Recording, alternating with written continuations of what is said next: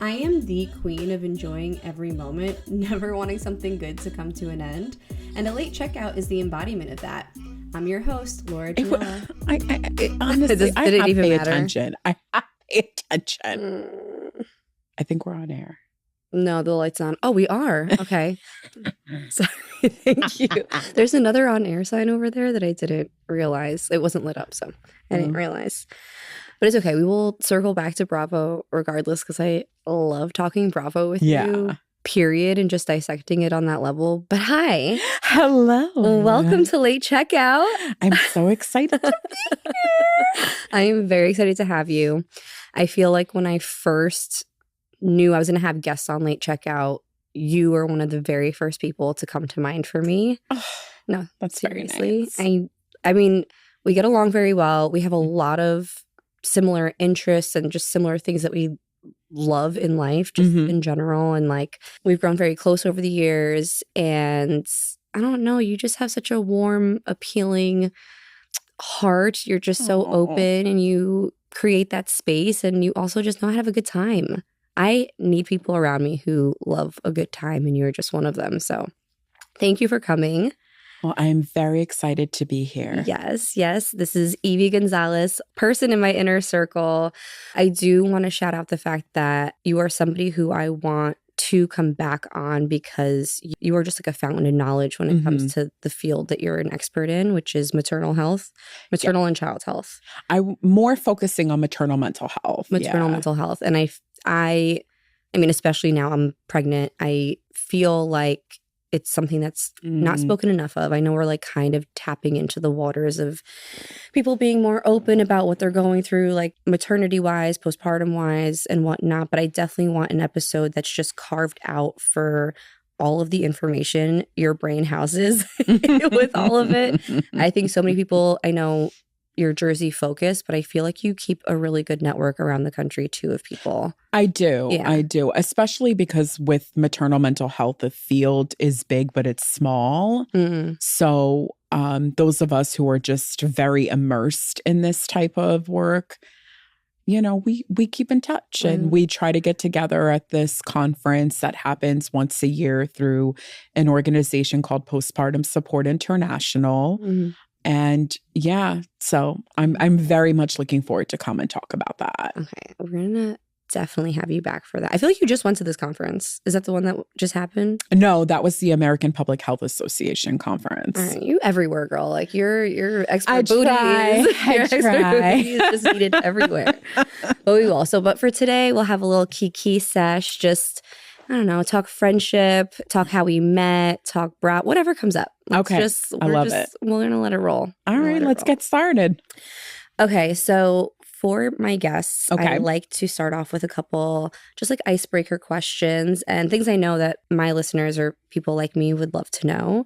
Okay. Which my first question to you is to tell the people, what is your astrological sign? I am a Cancer. I have like a thing for Cancer women. I love Cancer women, and I feel like having you on is going to be like a perfect expression of that, because what I love about you guys so much is how well you articulate yourselves. You're not scared of your emotions or to express them. Like you guys, I think, have everything like a Sagittarius doesn't have naturally. Like I have to like learn how to be that way. And I feel like you just so organically are just open in that, and a lot of the Cancer women I see around. So if I had to have a little bit of a astrological type, you are it. Watch out, Brian.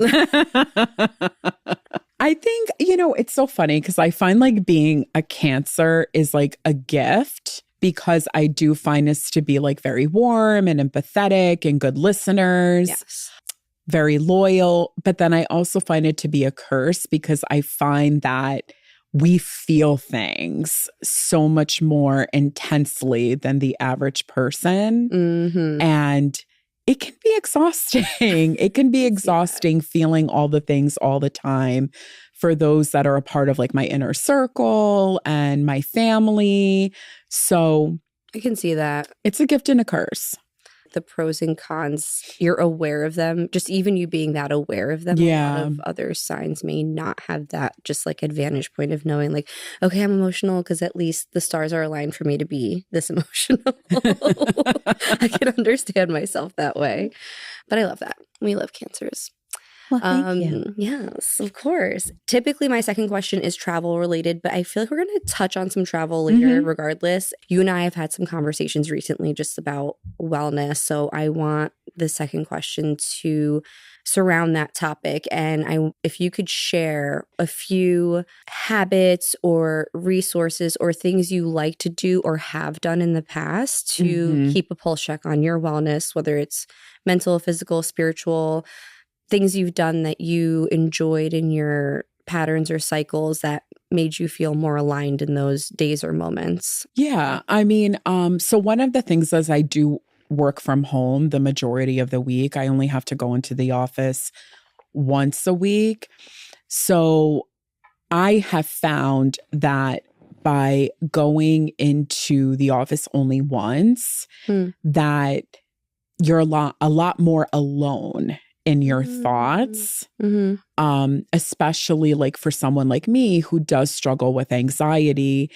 It's also something that can be very challenging because you're isolated, you're home by yourself the majority of the week because my wife only works from home with me once a week. Okay. So some of the things that like I try to do so I'm not like ruminating on my thoughts and listening to my thoughts is I do try to take breaks. Okay. One of the things that I love to do is to read. And I do try to take breaks. So what I'll do is I'll take one 15-minute break in the morning. Then I'll take like a half-hour break for lunch. And then I'll take another 15-minute break in the afternoon.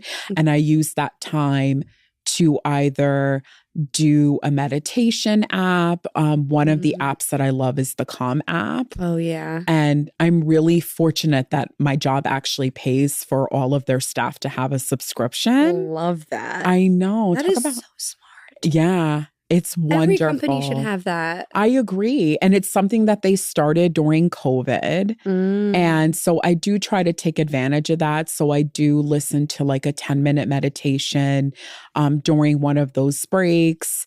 I've started working with a self-love workbook that was written by a licensed clinical social worker that I really love. And I try to do a chapter of that. And then I'm also very spiritual. So I do try to make time for God and like have a conversation with him. And, I use the Bible app and all that. So these are things that I try to do on a consistent basis. Right. I would love to do them every day. Yeah. But life gets in the way. And I want to take some of that pressure off of myself of being like, okay, you need to do this every day. Oh man, I didn't get it done. And then I end up getting upset at myself. So I think like one of the things I really want to work on is doing it, about 3 to 4 times a week. And really, one of the things that I've actually just started to dabble in is doing like thought stopping and visualization exercises.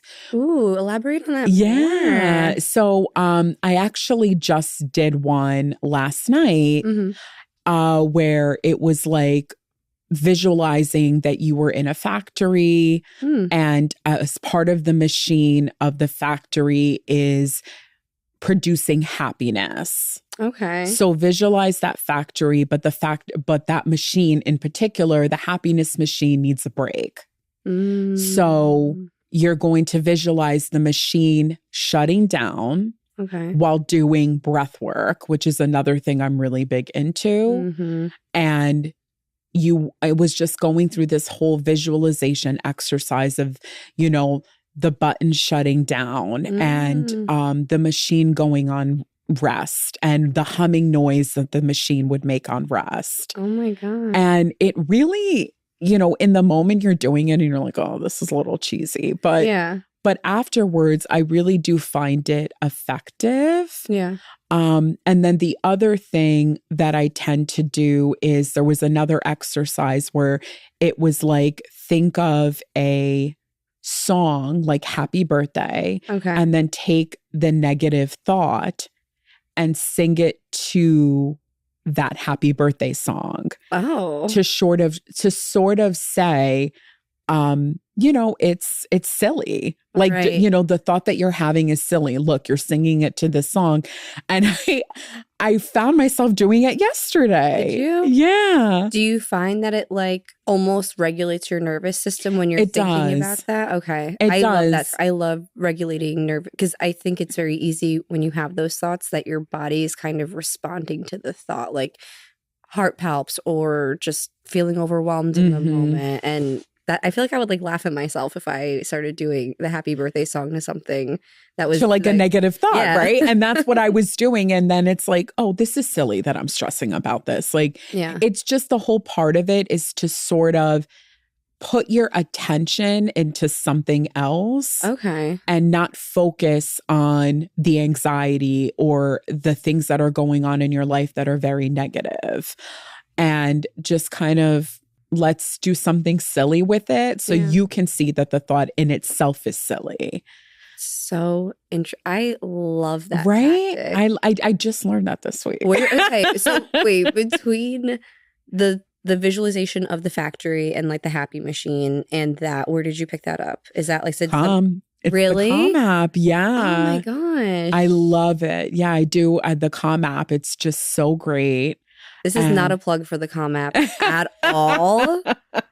However, this is a plug for your jobs to buy you the Calm app because that's why I have it. But it's just so good. It's so good. And then they also have a section in the Calm app where you're able to write 3 things you're grateful for. So that's something that I do try to do every night. Yeah, gratitude is great. It really does. It helps reverse. I get very nervous about scarcity mindset, and I feel like gratitude really helps shift that and ground you. I really do. So those are kind of like my wellness things. Notice that I didn't say working out, which I know. No, I'm sorry, but like mental and spiritual, like I am big on like whatever it is that you feel like is faltering the most, or you just need, you know what you need the most attention on. Like, you know what your soul is like craving. Like, I need more attention on this. I need to spend more time. Like, it's all trade-offs. Like you're saying before, like, oh, like I wish I could do this every day. I'm like, there's no time, no week where things could be that consistent, like ever. It's just, it's always a trade-off. For sure. All of your practices sound bomb, and I will be talking about more with you after this. All right. The factory thing, sorry, I'm going to say one more thing. The factory thing, to me, it's a lot of facets. Like, you're picturing the visual and then also the shutting down and the noises, and then you also going into a resting place. I feel like all of those things combined, really, you're getting a physical response from that. Like, with the visualizations. And those are some, like, if you have an app that, like, do they guide you through it? They do. That's so, because it's so hard to do yourself. Like, to go, like, if you were to just like blankly do it without having some guidance. Like, I love guided meditations or guided workbooks or workshops like that. Yeah, for sure. It really is very helpful. With the Calm app, I've only done like a couple, like, help me get to sleep, like the sleep ones. They even have some like celebs on. Like, I feel like they do. What's it called? Matthew McConaughey did one, and I listened to that, and that was like around the time he came out with Green Lights. I loved that book. Did you read that book? No, I haven't. Is that his biography?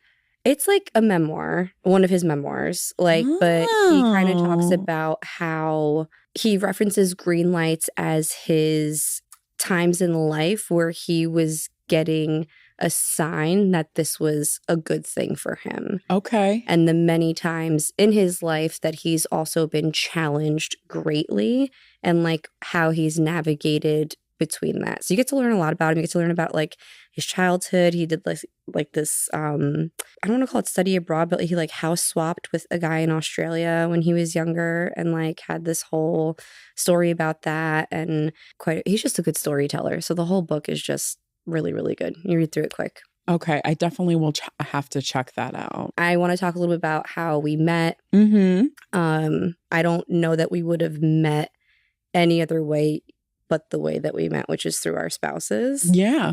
Because I think the first time I met you, we were at a bar in Hoboken. We were.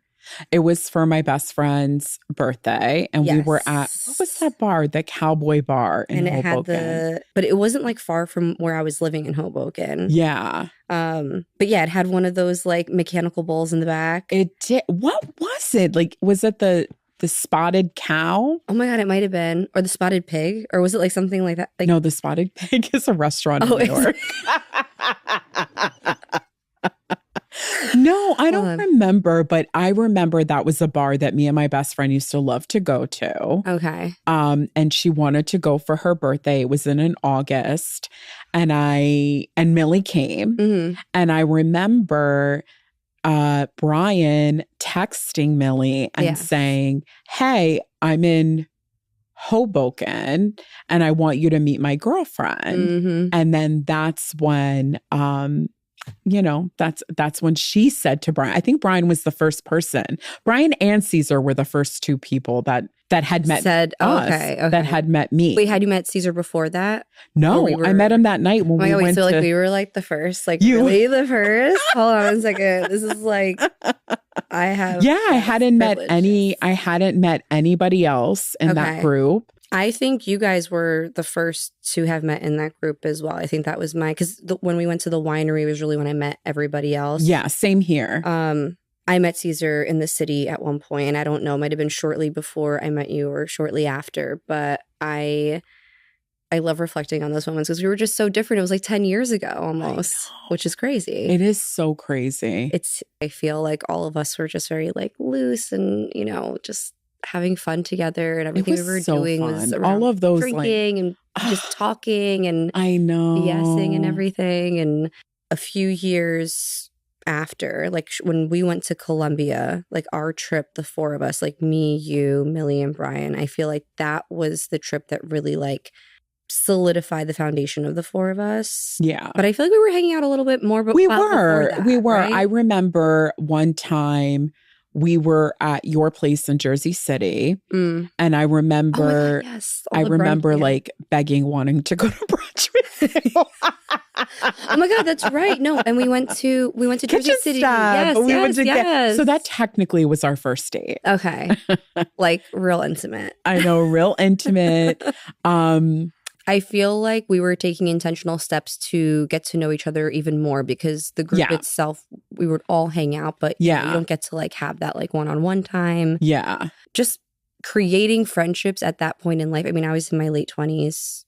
Going into early 30s. I was in my late 30s. No, you weren't. You were in your mid 30s, right? Okay, mid 30s. 34?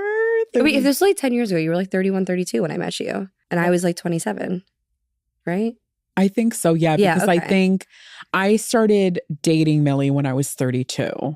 Okay. Yeah. So around that time. But just like intentional meetups with all of us. And then I feel like that Colombia trip really solidified a foundation for the four of us, which I absolutely loved. And it's something I talk about on my podcast a lot, is just how traveling can really bring people together. Mm-hmm. It's how you get to know people better. I feel like walls come down, people get vulnerable, deep conversations are had. I'm sure I like cried a couple times on that trip to you guys. I think we all cried. I remember that we were at like this rooftop in Medellin during the day after I think we watched like a Copa America game. Yes, that's right. Oh my God. I think we were I got like a bottle on like my mom's card. Oh my God. Love you, Mom. And wait, I did. We were like, thank you, Myrna. Oh my, Yve, I would have freaking forgotten about that if you never brought that back. I know, but we were like, good. I think all four of us were like crying. I think so too. It was an emotional trip. It was a lot of breakthroughs. And I feel like that was just such a good example of that in particular, just getting closer and talking. And it's nice to be out of an environment that you're used to with your friends and like see what they're like behind closed doors a little bit too. Like when you're trying, because we were staying at Airbnbs together and like we shared a hotel room. Yeah. Oh my God. We will not speak of San Andres because that part of the trip was to be unspoken. Let's just say that shit got crazy in the pool. We bopped around Colombia. We went to 4 different places. And we really, like, we squeezed in San Andres. Like, I feel like it kind of wasn't supposed to happen. We did. But we were so... I feel like I could have done without San Andres. No, for sure. I feel like it wasn't... I feel like it was, like, the way that it kind of panned out. We got there, and it was just not great weather. The hotel was... I felt a little bit like we were in Seaside Heights, if anybody knows New Jersey. But we embraced it, and we figured it out. And we did. We had a good time. And regardless. Alcohol helped. Alcohol for sure helped. Definitely. Good music. Bad Bunny, his album that year helped us a lot. It got us through. Yes. But it was just a really good time. And I loved how much we grew from that. And especially because it was right before we moved to Zurich. So I feel like it solidified a bond. Circling back to my main point of bringing this up on how we met was like, we're really lucky to have had met through our spouses. Because it's once you're like settled in a job and you've gone through college and you have your college friends, like there's very small places you're going to be making new friends in, like maybe a workout class, like really if you put yourself out there, like meetups and stuff. But the average person is just going to work and then going home at night and not being able to make new friends like on a consistent basis, which I also have like the New York, New Jersey in me, and I'm not typically like searching for new friends. I'm like, hey, and like all open when I'm in like a social situation. Yeah. So I, again, just feel very fortunate that we were able to build that.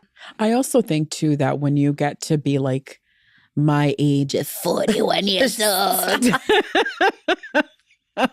You are not an old lady. I feel like it. You think that at this point in your life, you've made all your friends. Very true. And what I love about our relationship is that we just can kiki about anything. Bravo, fairy porn books that we're reading. You're not supposed to say that there's anything. I keep trying to convince Brian. I'm like, I swear it's more like Game of Thrones than anything else. Sorry. But then we're also able to go very deep. Yeah. And I feel like at 41, late 30s, you think that you've met all your friends that you're going to be able to go deep with. Yeah. And I just... From the first moment that I met you, there was just something about you that just made me want to be part of your inner circle. And I feel very fortunate that I'm there. Finally. Oh my God, no, stop. Senti moment. I love you so much. No, I feel like it's so important because there's different, as you grow up, you're changing so much. So different friendships serve different purposes for you too. You know what I mean? Like, especially when people are seeing different chapters of your life as you go through them. And I agree with you. Like, I feel like it was just magnetism between the 4 of us and everything kind of unfolded the way it was supposed to with all of us and whatnot. As we get older and as we have these different types of friendships in our lives, I feel like I don't know. Like, I want to make sure I'm also like giving as much juice as they give to me. And when I see people traveling for us, I'm like, am I giving back as much friendship as they're giving to me? And like, just making sure that you're kind of in a balance with your friends as well, because life does get so busy and life does get so distracting. But what makes you think that you're not?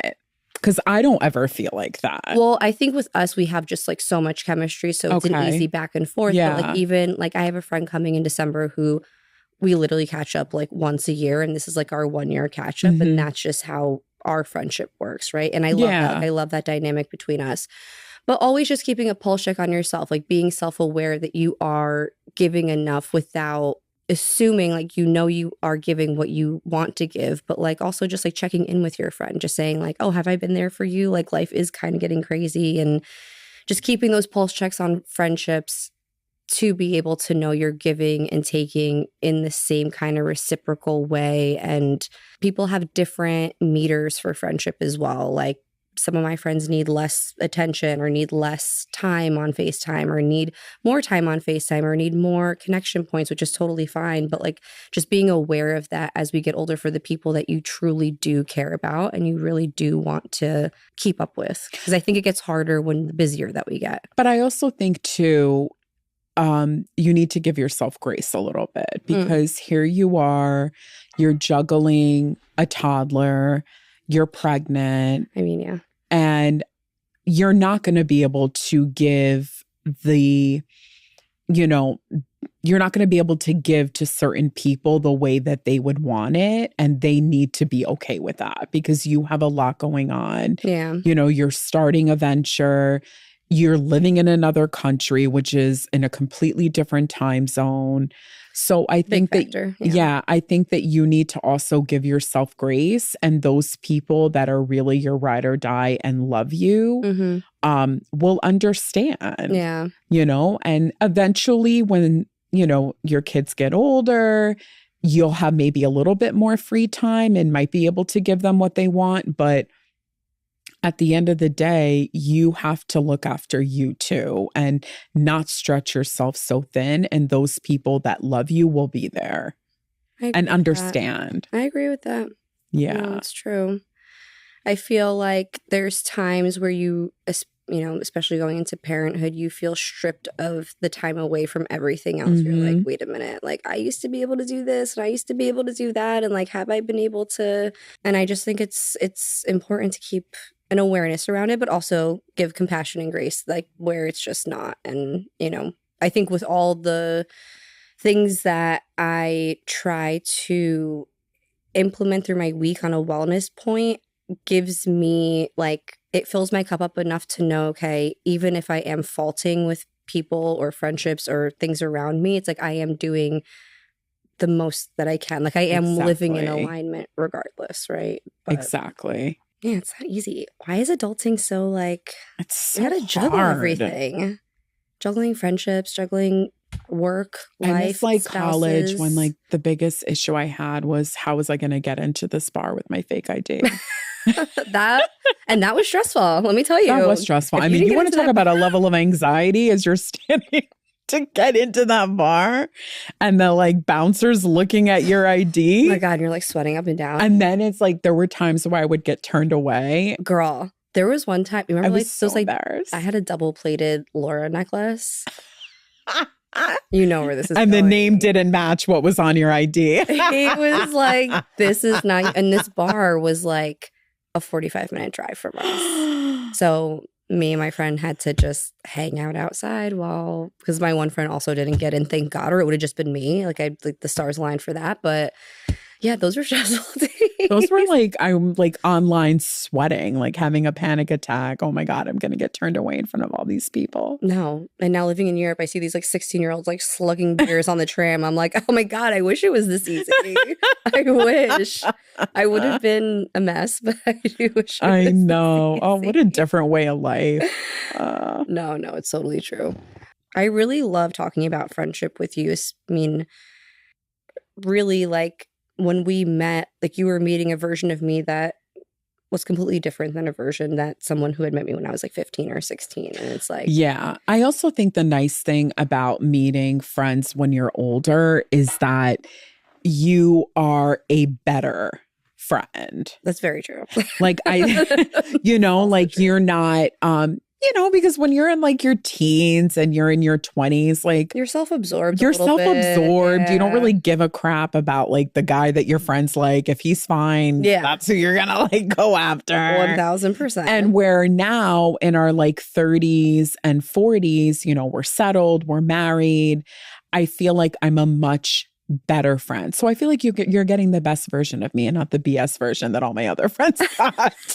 I feel so thankful. You should feel blessed. Honestly, but same to you. Like I feel like people joke about the pedestal you put me on, but I'm like, because you don't know 15-year-old Laura, because 15-year-old Laura was freaking wild and out. Or not 15, maybe like 16, 17, 18. That's when like things started changing. But yeah, I feel I feel very similar. It's evolved versions of us. I mean, exactly. We're like the best. I know. At the best at this point right now. Like 1,000%. 20-year-old Yve was not that I wasn't a good friend. Like, I mean, I have people that I'm still friends with now. Of course. It's from just when different. I was 20. It's just different. Like, I'm much more loyal. 21-year-old Laura and 21-year-old Yve would have had a time.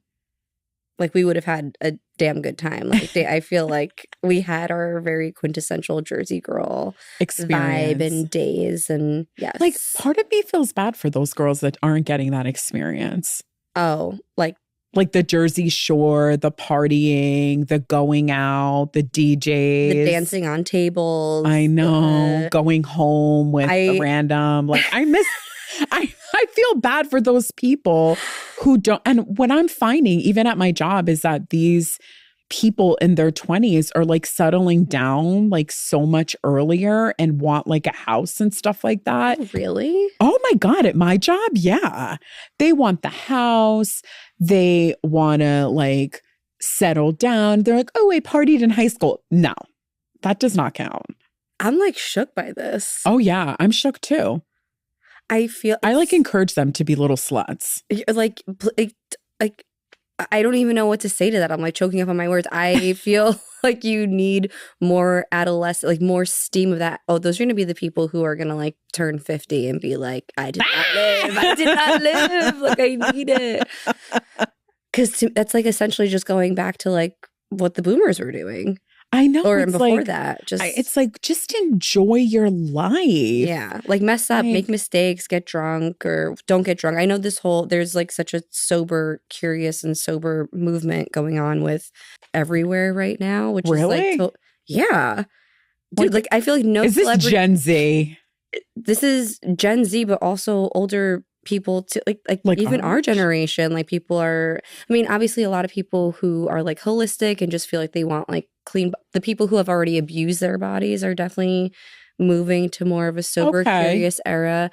But yeah, Gen Z, I feel like maybe because there's too much information out there now, like they're not really wanting to drink as much, or it's not like as cool. Or I think it's also because one of my friends has a teenage daughter, and I think because there's so much technology and cameras around, like there's too much footage that can go out. Like I will tell you, I'm happy that like Snapchat and Instagram were like not around when I was that age, because they probably would have some terrible. So I know that when I was that age, like Facebook was just starting to really become a thing. Yes. And then there was MySpace. Yes. Yeah. MySpace. Yeah. Exactly. Yeah. But still, people weren't posting videos of other people and what they were doing on the weekends. That was like entry level. It was like beginner. It was like, how do I just express myself on a profile? And like let me pick the baddest song. Exactly.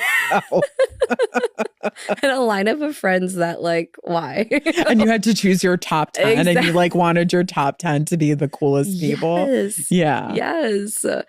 And yeah, I think it's just a different, like social media really put a lot of like, you know, it's a good thing and a bad thing. Like everything has its pros and cons. But yeah, they are not living the way. I was with my high school girlfriends the other night. We went to dinner and we were all laughing. Like, why did we all go to the club dressed up like we were ready for an internship? Like we all had like the skinny skirts on and like the collar and like heels, like full on heels, like at the, like it just, I do envy the Gen Zers, like putting sneakers on with a dress. Like I know. I mean, hello. I know. Call me a Gen Zer. Yeah, right. I probably could birth a Gen Zer at this point. If we settled down and had houses when we were 2021, that we definitely would be having that. But no, I mean, it's different times. We are getting a little older now. It's been 84 years. Now it's like if I want to go out on a Friday, I have to like psychologically prepare myself the entire 1000%. week.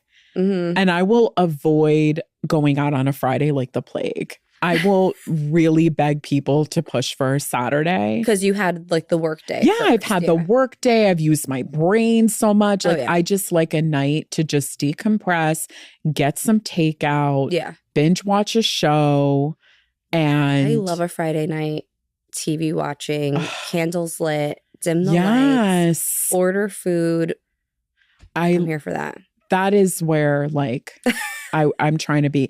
However, I do have a really good idea for a club for people that are in our generation. Why can't we have table service? This is an official pitch. This is not an official pitch.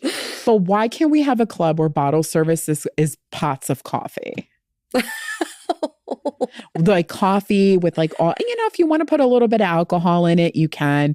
But why can't we have that? It's almost like brunch, but at the club. But at the club, cushy chairs so I can do chair dancing. Yes. Because okay, that I fucks with. Because girl, getting out and dancing, my knees are hurting the next day. They are hurting. So let me do my chair dancing. Let me have my coffee so I can actually make it till the end of the club. Okay, I'm down for any type of music. Like it doesn't have to be. I feel like the bars and clubs right now are like, order an espresso martini. But I mean, yeah, I would add a little bit of alcohol, but I do need some coffee. Yeah. No, and like, I agree with that. Caffeine. And then like pastries, like all different types of like baked goods and oh my God, you want... Okay, this isn't a bad idea. Like having a midnight brunch, essentially. Like a brunch. Bottomless coffee, bottomless mimosas, midnight setting. I'm like thinking pain chocolat. Like, I don't know. But like good pastries. Like I can't have cheap pastries. No. Like croissants. Yeah. This could be like a European. Okay, I'm grasping at this vision. I'm grasping at this vision. I'm here for this. I think this is a great idea. I was actually talking to one of my girlfriends. I think the one I was telling you about that also was reading ACOTAR, who hasn't gotten to the 5th book yet. But she was either saying or dreaming. I can't remember which one, but I feel like she said that there are now like bars that like have intentional like book reading. They do. Like ambiance setting. Yeah. You go there to like drink and read with your friends, essentially. I guess. My God, why aren't we going? I know. Why aren't we there right Pop now? That kid out. I know. Actually, I do know why we're not there right now. But I'm like, that is so smart. I love that idea. I think there was one that Millie sent me. I don't know if it was a coffee shop or a bar in Clifton. That actually, that is amazing. A little cocktail while you're reading a juicy book. Yes. We can read a couple pages, debrief, talk it out a little bit, theorize. I love it. I mean, there are books that we need to process. There are lots of books we need to process. Absolutely. I was talking to my sister-in-law the other night about ACOTAR. Is she into it? Or it? circling back to the book thing because, she's read it. She now has like ordered all the Throne of Glass. Wait, okay. So she has read the last one. Yeah. Okay, so what does she say about that book? So she has said that, and for everyone listening, Evie and I are reading ACOTAR. Yeah. A Court of Thorn and Roses, for people who don't know what that is. Kind of at the same time. You've been doing so well with me because you'll start the new book with me, but I know you're getting through them faster and then you'll wait for me, which is amazing. Well, I'll read other stuff in between. No, but I appreciate the patience because it's hard to like not want to go and just dip in when they end on such like high crazy notes. Well, see, I don't feel like this last one that I read ended on a high crazy note, which is why I'm willing to wait. So my sister-in-law said that she could have done without the 4th book. Which the one we just read. Yeah, I could have done without that too. Yeah, she's like, I could have done without. And I was like, okay, because I was telling her that you and I are reading it together, that some people do say like you need it, but I don't really think you do. I don't know. I'm not there yet. I haven't finished. So they said it's supposed to bridge the gap between book 3 and for those of you who don't know, we're talking about like what they consider book 3.5. Yeah. They said that it's supposed to bridge the gap between book 3 and then the real 4th book. Right. But I don't really feel like it does that. I feel like, well, I haven't started the last one, but it's just kind of, oh, what a cute little Christmas read, blah, blah, blah. Like, I don't really I wonder think if it's because it's giving more POVs that people are still emotionally attached to. So that because I like. She said, from my understanding, is that the 5th book, it's like Nesta's point of view. Like it goes into Nesta and Cassian like entirely, or not entirely, but like it's like we already know about Rhysand and Feyre, like their story is like not done, but like they're not the main. Yeah. Yeah, they're not the main. There's like people. really not much more to like build on. Okay.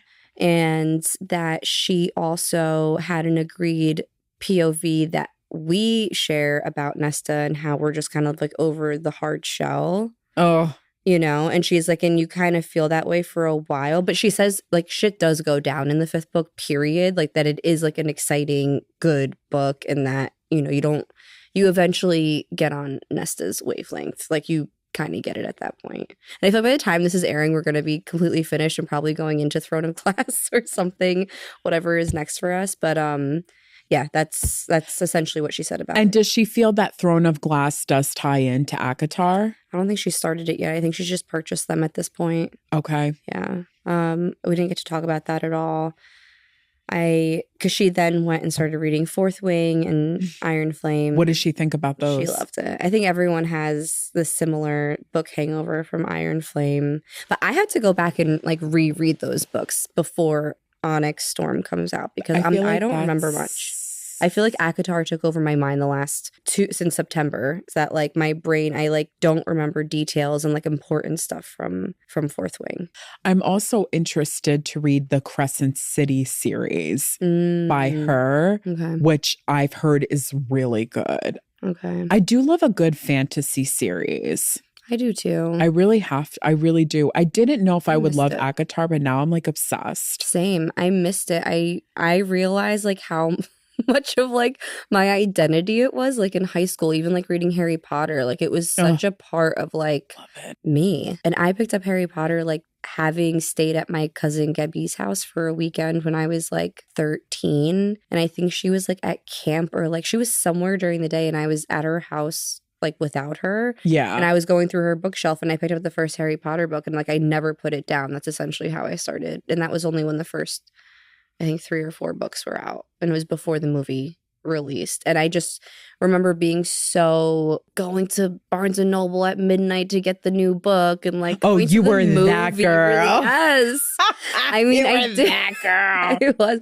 I didn't like, draw a lightning bolt on my forehead or anything, but I guess if somebody had like the pen, I would have accepted it, like just to do it. But I loved it. And I think this is giving me a little bit of that, like a bite of that like nostalgia. I think it's going to be a great show. They need the budget. They need the budget. They need the production value. Like, well, isn't Margot Robbie going to... So I've only heard that from you, not because that's not untrue. I just haven't like looked into it at all. And like, I mean, if it is someone like her, then I would assume, yeah, they're going to have like... I feel like she would be a great Moore as well. She would be. She would be. So I love... Yeah, sorry, go ahead. This is my thing. Mm-hmm. I feel like characters like a Xaden, a Rysand, even Cassius and Azriel, like we're talking about 2 different books. We're talking about Fourth Wing and with ACOTAR. Yeah. They need to be cast well. Like, yes. I really, really hope that the people that are casting them for these roles are people that are really taking the time to really think about who is the proper person for that role. Don't you feel like the author should have like a lot more say in that regard than I think a lot of them do? Like I do. I really do. Like I feel that the author, okay, there's no way that the author is writing that book with not visualizing like a celebrity in mind. Of course, or at least a very particular profile and prototype. Like they could be the ones filling that in, like, you know what I mean? Like getting the person to, but it's also like the actor has to be interested and gorgeous actor, and they have to be gorgeous too. Like they have to like personify. Like I mean I just watched Wicked last night, so I'm just thinking about the commitment, like Elphaba and Glinda, the actresses who played them. Yeah,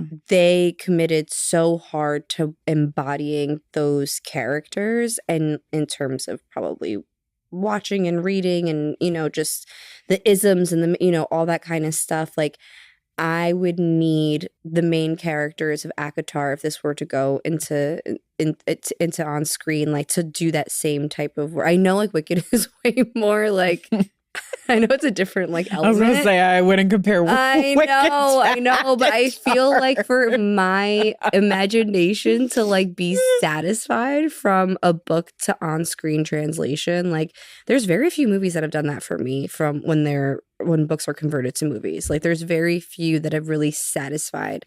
Even the Harry Potters, like they're good, but they're not like the books are just so much. However, I do think for the Harry Potters, it was cast very well. Yes, the way they look. Yes. Yeah. Hermione. Yeah, there were certain, but like even, I don't know, Harry was kind of lacking something for me. I don't know. Really? Like, a little bit, yeah. No, I love Ron. He's my favorite. Ron, I think they for casted sure. him great. I also know that they were like super young, so it's also hard to be like, why aren't you acting perfectly? I'm like such a tough critic, but who do you think would be a great Xaden? I feel like the actors or like on Instagram right now, like there are so many reels of people being like, this would be my perfect cast. I don't even know the names of the people that I am thinking about in my head because they're not like mainstream actors. And that's but you sent me somebody once that was like the what I would consider the perfect depiction of him, but I just don't know. But Xaden or Rysand, I think I sent you someone but he's like a not known actor at all, but I think he fits it perfectly. And I think the person that I sent you for Cassian would fit perfectly. Perfectly. I think his name is Can Yaman or something like that. Like he's Turkish. Okay. Oh, he had that like Cassian. Rough around the edges. Yeah. Like that. But I also think a Jason Momoa would be great as Cassian. That's very true. Right. I would definitely. I would. That's the vibe that Cassian gives off. Is like a gruff, long hair, warrior, like beautiful person. Yeah, that can soft on the inside, hard on the edges. Yeah, I definitely love that. I mean, I definitely would love that for Cassian as well. I'm very intrigued to see how it goes. I am very critical when things go on screen. Like sometimes I'm like, I would have rather. What are some books that I didn't like on screen? Like 50 Shades of Grey to me was lackluster. Twilight was lackluster. See, I didn't think Twilight was that bad on screen. I feel like there was like narration that needed to happen for people to understand what was actually going on in the heads of to understand certain scenes. Like there was a lot of like intense eye contact that like if you didn't read the book, you like didn't know what the fuck that meant. Like I also didn't like it when Jacob's hair was so long. Yeah. Like why'd they do that to him? He had to give like the indigenous vibe, you know? Like